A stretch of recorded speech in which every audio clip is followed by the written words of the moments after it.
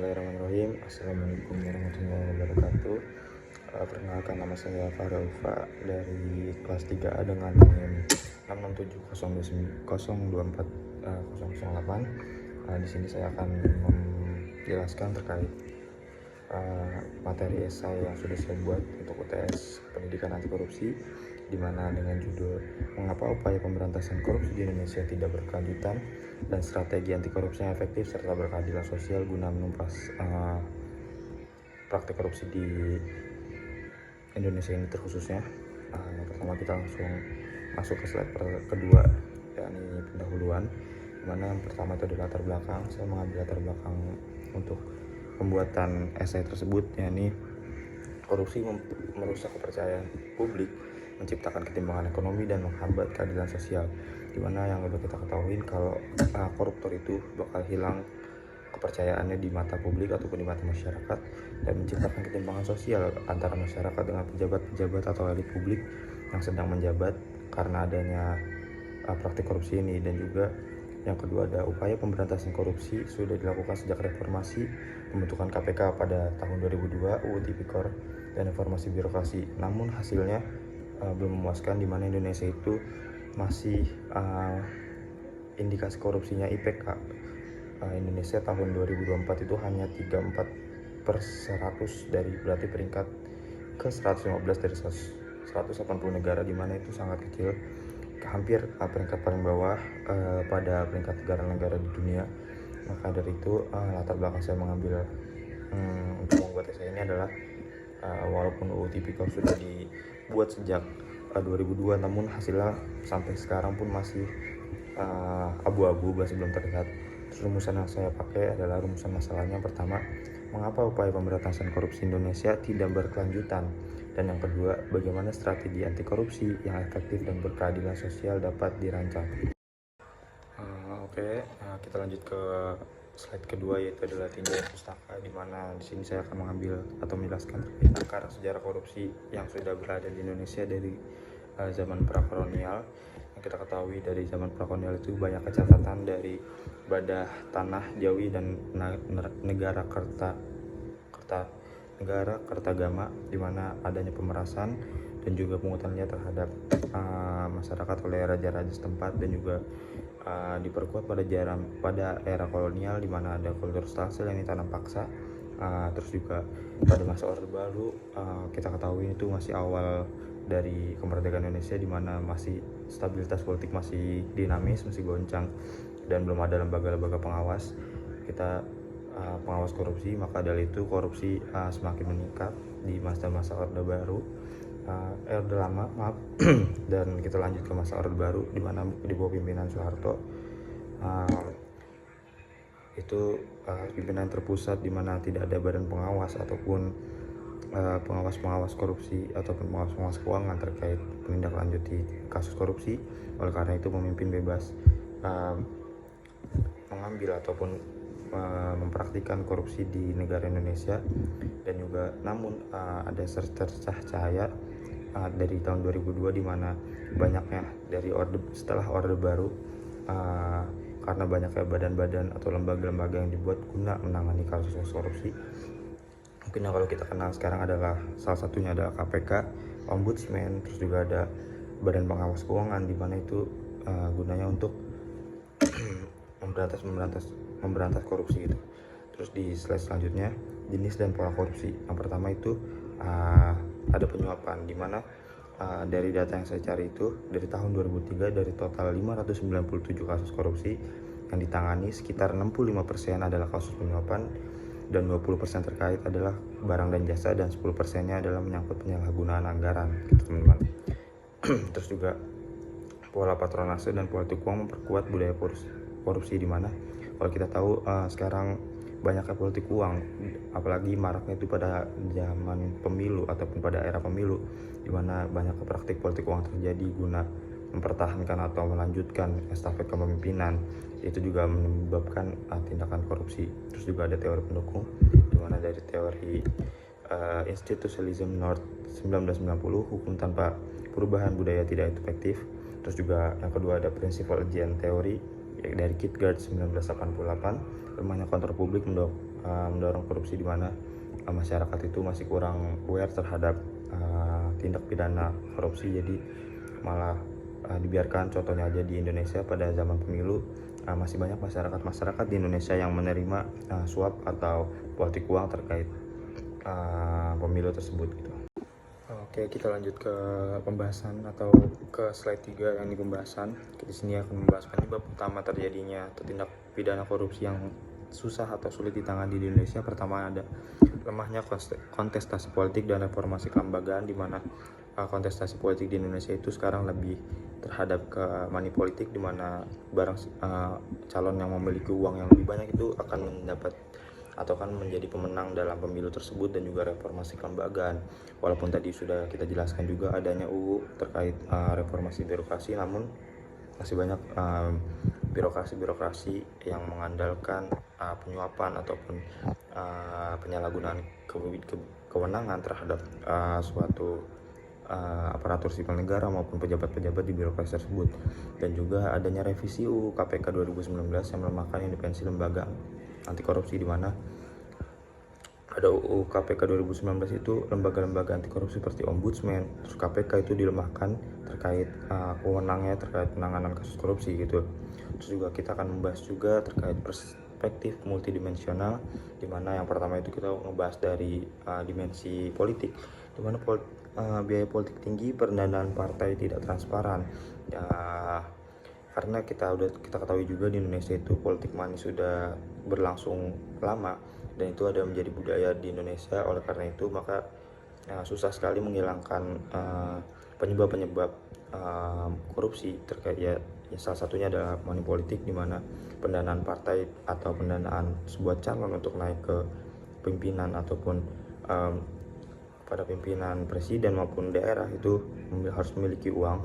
Juga ada faktor ekonomi, menurunkan efisiensi dan investasi, memperlebar kesenjangan sosial. Kalau kita ketahuin karena adanya kasus korupsi itu bisa melemahkan ekonomi di suatu negara, dan juga karena menyebabkan kerugian yang sangat tinggi, dan juga adanya menimbulkan kesenjangan sosial antara pejabat-pejabat dengan masyarakat.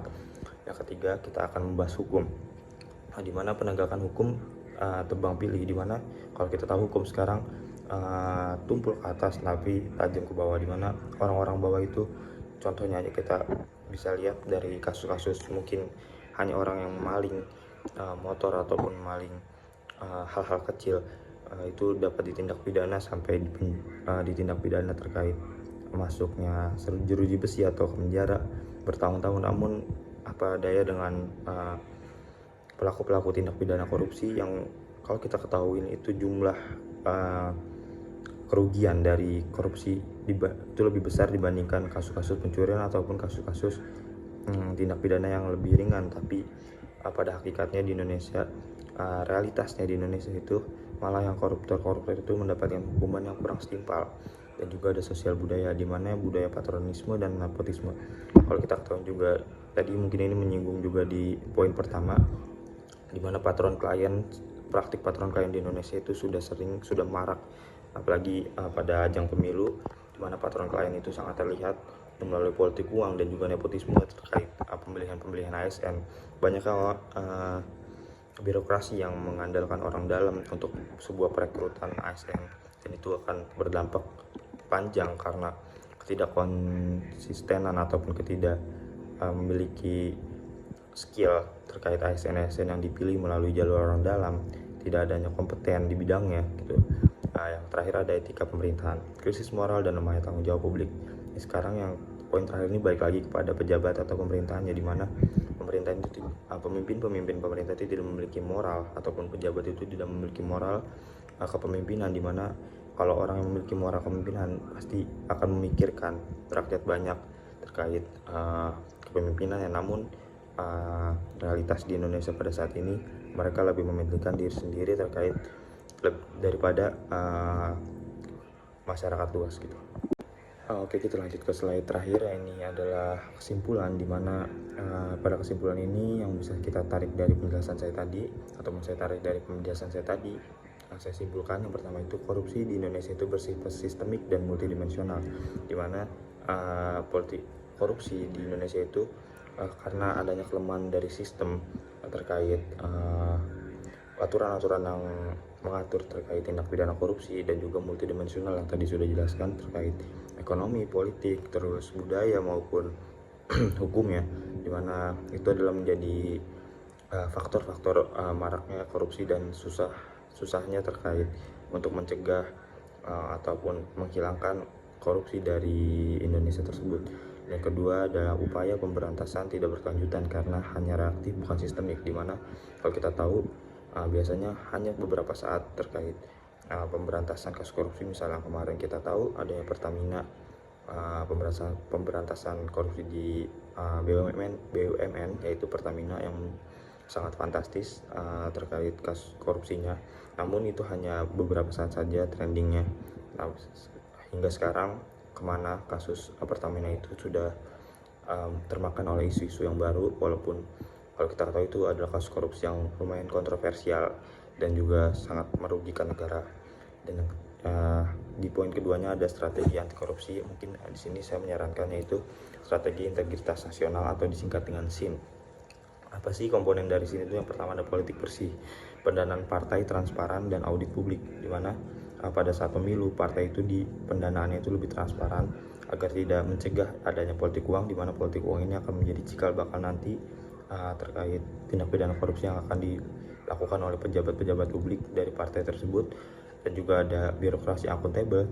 Yang pertama adalah digitalisasi pemerintahan dan sistem reward dan punishment, di mana pada birokrasi itu diterapkan digitalisasi guna mempertinggi transparansi birokrasi agar dapat diawasi oleh lembaga pengawasan terkait korupsi maupun oleh masyarakat dapat diawasi. Dan juga ada sistem reward dan punishment, di mana bagi yang ASN maupun pejabat yang memiliki kinerja yang bagus itu dikasih reward ataupun diberikan penghargaan. Namun bagi ASN maupun pejabat yang bertingkah buruk itu harus dikasihkan punishment gitu. Yang ketiga ada masyarakat berintegritas, di mana masyarakat juga adalah aspek penting dalam hal ini, yakni lembaga pengawasan ataupun badan pengawasan dari masyarakat itu sendiri, di mana sih mendukung agar masyarakat itu berintegritas. Ya, ini ada pendidikan anti korupsi. Contohnya adalah mata kuliah ini pendidikan anti korupsi. Ini sangat penting guna memberantas atau mencegah hal-hal praktik korupsi yang ada di negara ini. Kalau bisa harusnya pendidikan anti korupsi itu dikenal lebih luas hingga ke masyarakat. Ada penyuluhan sosial terkait anti korupsi ini dan kayak dampak-dampak dari korupsi ini, dan juga adanya kampanye sosial. Mungkin tadi yang sudah saya jelaskan juga adanya lebih ke masyarakat, kita siarkan ataupun kita beri penjelasan terhadap masyarakat bahwa dampak dari korupsi ini sangat berkepanjangan. Yang ketiga ada sinergi triple helix. Apa sih sinergi triple helix? Adanya pemerintah, swasta, dan masyarakat sipil itu bekerja sama atau berkolaborasi guna menciptakan inovasi terbaru guna mencegah kasus korupsi yang mungkin sangat marak di Indonesia dan susah dihentikan. Karena tiga komponen itu adalah pemerintah, swasta, dan masyarakat sipil itu adalah komponen-komponen penting dalam menunjang atau mencegah praktik korupsi yang ada di negara ini.